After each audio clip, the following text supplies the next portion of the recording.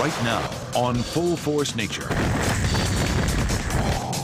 a man in Iowa stands face to face with a tornado and lives to regret it. Go! Go! Go! Then, torrential rains pour on Los Angeles, trapping victims and prompting heroic rescues. Next, American troops in Iraq battle a new enemy when a massive dust storm swallows their base. Yo! It's coming! And choppy air over Mexico sends a paraglider plunging towards Earth. Extreme weather, told by the people who lived through it. Whoa! Right now, on Full Force Nature. Weather is a natural force that we can only try to predict. When severe weather strikes, our world can be turned upside down and our worst fears realized. At 1.2 square miles of total land, Madrid is one of the smallest cities in all of Iowa. Located in the middle of the state, it also lies in a dangerous path. There is a tornado or a series of tornadoes that actually pass through in a 3 miles north to 3 miles south. You can pretty much count on about every 10 years there's one that goes through here. Alan Newman, his wife Glenda, and their 3-year-old son Dakota have lived in Madrid for over 10 years. A tornado is the last thing on his mind because twisters are rare this time of year. The weather that day was fantastic for a November day. It was calm and it was just a really nice, beautiful day. But the calm skies will quickly give way to violent supercells. Within a span of 3 hours, 12 reported tornadoes will touch down in Iowa. It will prove to be the largest ever tornado outbreak in Iowa this late in the season. I was working on a mural for a parade in town, and I was going to send my wife and our boy to get some more paint. Well, we got a phone call from my parents. She called and said, there's a tornado headed your way. It's already over here. We can see it. You guys need to get in the house now.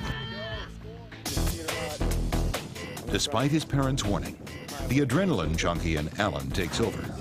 With camera in hand and a twister in his sights, Alan shows no fear. I stayed right outside and just kept filming it, and it just kept getting bigger and bigger and better, and the thrill of it was just unbelievable. I couldn't wait for it to get closer. Just then, the tornado appears to lose steam as it dissipates into the sky. But looks can be deceiving. I never at once, not at all, did I ever think that I was going to be in any type of danger at all. As it was coming across the field, there was no dust that was flying toward us. There was no really loud noise, no wind gusts or any sort. And all of a sudden, it was probably 100 yards away. Now, with a newfound fury, the vortex makes a beeline straight for the Newman house. And Alan's got only one thing on his mind: protecting his family. People find this hard to believe, but it was actually maybe 50 to 75 feet in front of us. And that's when I realized that this was no more fun, that this was a very bad thing to be doing, and that we were very seriously in danger, not only myself, but my family, my kids. Okay, let's go. Let's go. Now, go! Go! Go! Go! The wind had picked up so strong that it was already starting to bend the trees around us, and I tried filming that as I was running.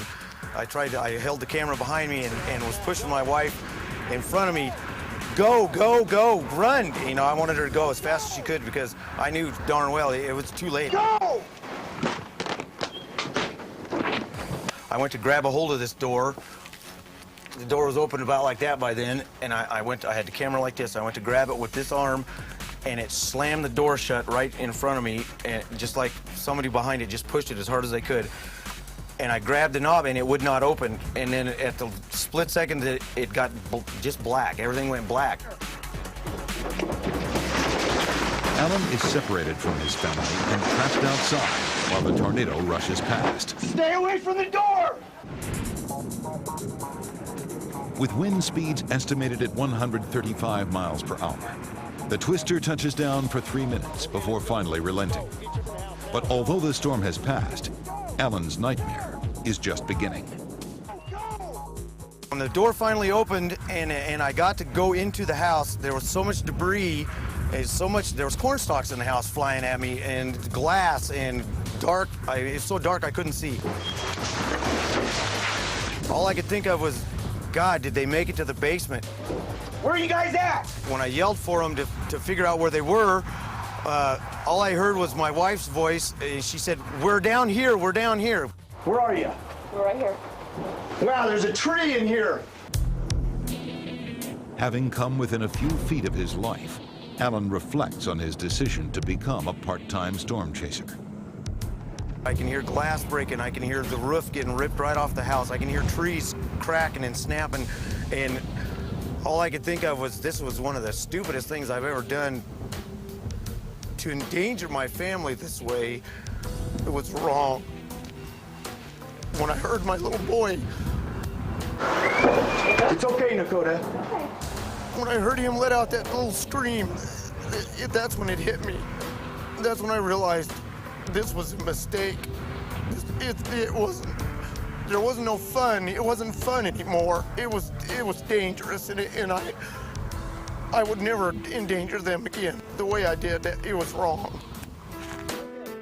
Finally, after ensuring no one is hurt, Alan and his wife emerge from their home.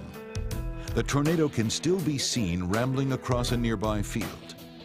In shock, they discover the damage left by the longest 3 minutes of their lives.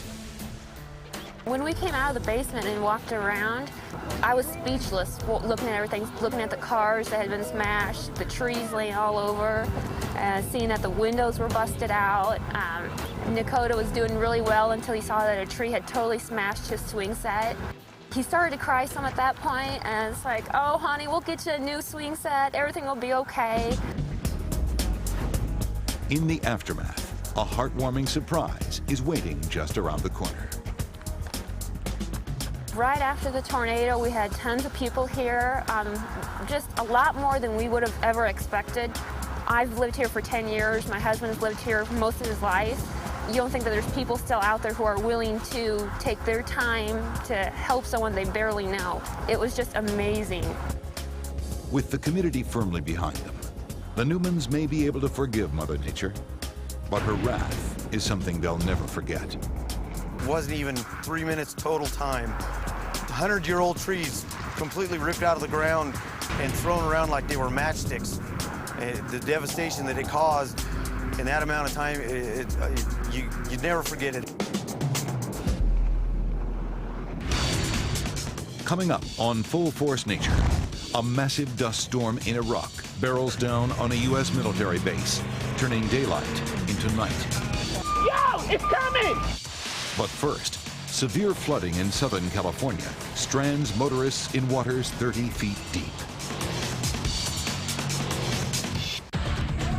Welcome back to Full Force Nature.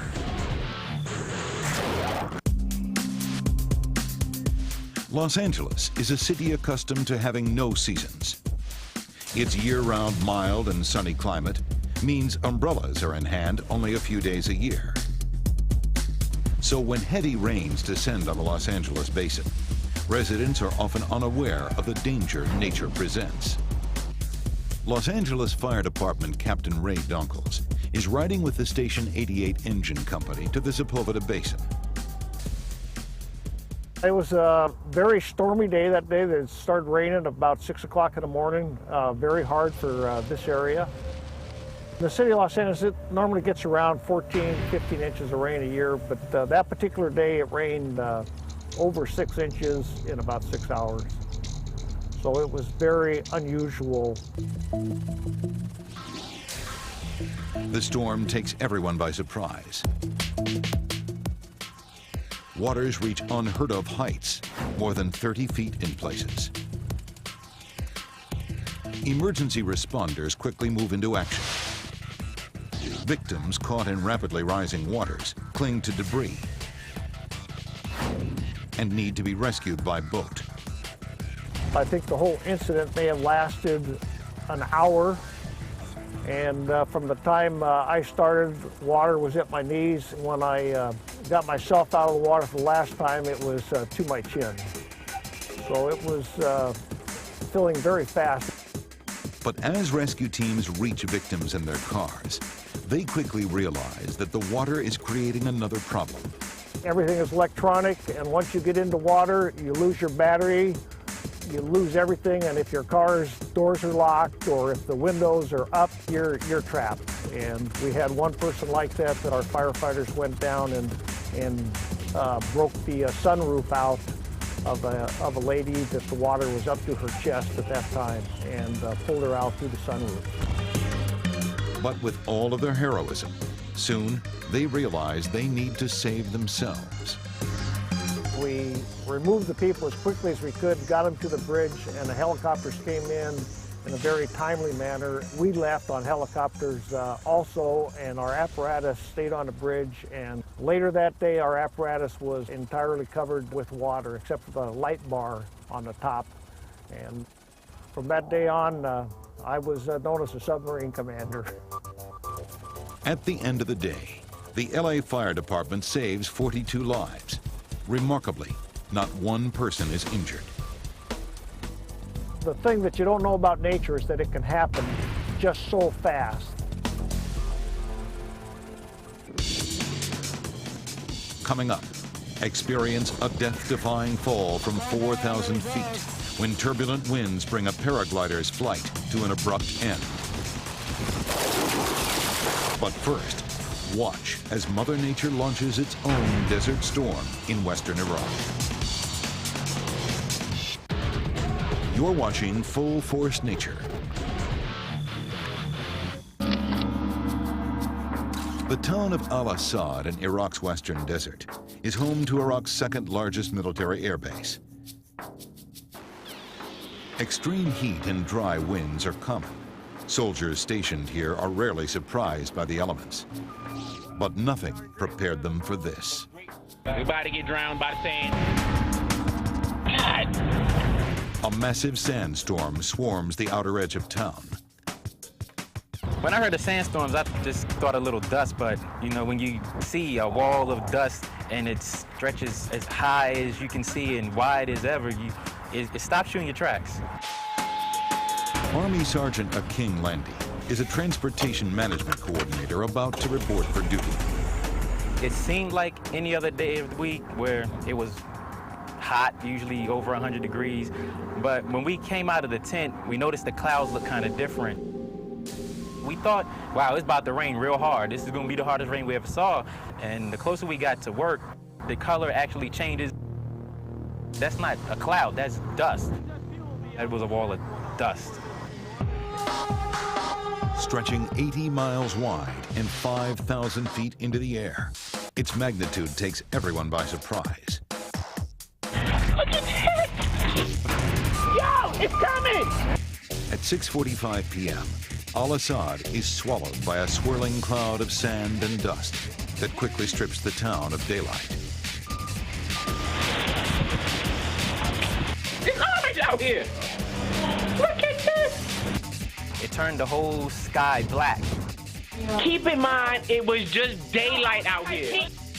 This is unreal. It was just daylight. You can taste the dirt in the air. This is crazy. Oh, my eye. You really couldn't see far. You could barely see your hand in front of your face. You could feel the grittiness from the dust in the air. So I just put a t-shirt over my face. After 45 minutes, the storm passes, leaving a thick blanket of sand. Maybe an inch or two deep on everything. Your tent, your clothes, there's dust everywhere. I know there were a lot of people emailing saying that's fake, somebody doctored the photo up, but it's definitely real. It's definitely real.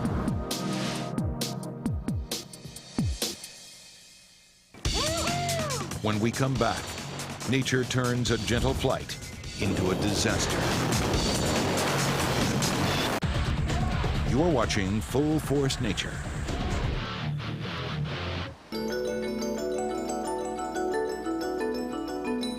Paragliding is normally a serene and peaceful sport.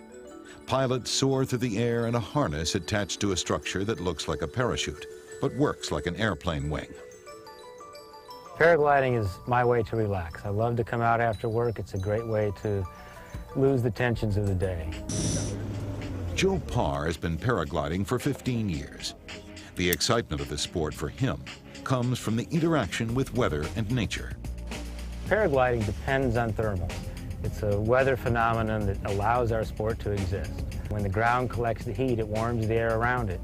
And that warm air eventually breaks loose and rises through the sky.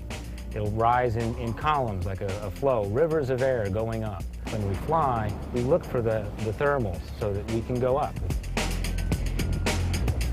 We try to sniff out thermals. You know, obviously you can't see a thermal, but sometimes you can smell a thermal because it has the scent of the ground that isn't normally available high in the sky. But experienced pilots know that when thermals grow too big, they can become dangerous. The thermal turns bad only because it's big. So all the things that made it good also make it bad. When the air goes up really fast, it forces other air to come down at just the same speed. So at that shear where the wind changes directions can be very dangerous when your aircraft is soft and flexible. On a week-long trip to Mexico, Joe and his friends take advantage of conditions that are perfect for paragliding. After making several uneventful flights, Joe launches in the midday heat. On the last couple days, the thermals got bigger. They're much stronger. We went up a lot faster. On that day, we waited for a lot of other gliders to launch because it's a very popular spot. The weather in Mexico often gets strong in the middle of the day, so the best time to fly is in the morning. And by noon or 1 o'clock, the wind gets stronger, the thermals get stronger, and it becomes more dangerous than it was only a few minutes earlier. As Joe soars above the Mexican landscape, a wrist-mounted instrument called a variometer beeps to indicate when the thermal is carrying him higher. The little variometer that tells me if I'm going up or not started beeping. It beeps higher and faster the faster I'm going up. Over the radio, friends on the ground ask about the conditions. Is it rough up there? The thermals have sharp edges, but it's not as bad as it was yesterday. Just then, at 4,000 feet above the ground, things turn bad. And I hit a very sharp edge. So when the glider stalled, the fabric lost its shape. It just folded up like a big horseshoe in the sky, and I started to fall. It opened up, not flying flat, but flying pointed down. And it was accelerating going down as I entered into the spin. Joe struggles to right his paraglider, but he can't break out of the spin. But you see, I guess in the video, people wonder why I wasn't using a lot of foul language and screaming like a little girl all the way down. You know, in that situation, there's so much to think about that I didn't have a lot of time to panic. What's going through my head was, oh no, how am I going to get out of this? Seconds from impact, Joe realizes there's no choice. He pulls his reserve parachute.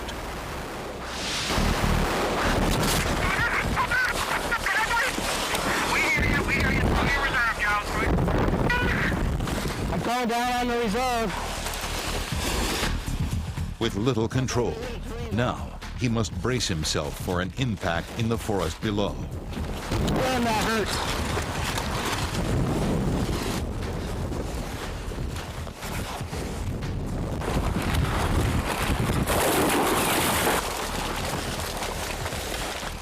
Joe is stuck, hanging 50 feet above the ground. His friends radio to him for his location. Joe Parr, do you copy, Joe Parr? Yes, I hear you. Are you in the tree or are you on the ground? I am in the tree about 50 feet up. Are you okay? I'm okay now, but if it lets loose, I'll break a leg falling. Do you have a GPS? I do have a GPS, but I have to get it out of my pocket. All right, give me a minute.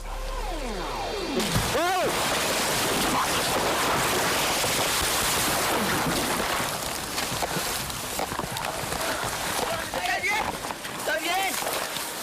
Well, I'm on the ground now. Remarkably, Joe is okay. His only injury is a cracked rib from the violent opening of the reserve chute. From now on, I'm conservative. And what about the part? Drink this beer slowly. What about the part where we say, "Hey Joe, how are the conditions up there?" Don't ever ask me that question again. Back at the camp, his girlfriend, Sharon Strobel, is happy to see him in one piece. Undaunted by his experience, Joe still flies today with a lot more respect for weather.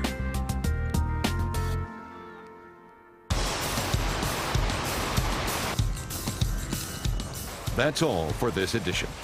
Tune in next time for even more amazing encounters with weather on Full Force Nature. To be sure that you are prepared for the full force of nature, your local forecast is next, right here on the Weather Channel.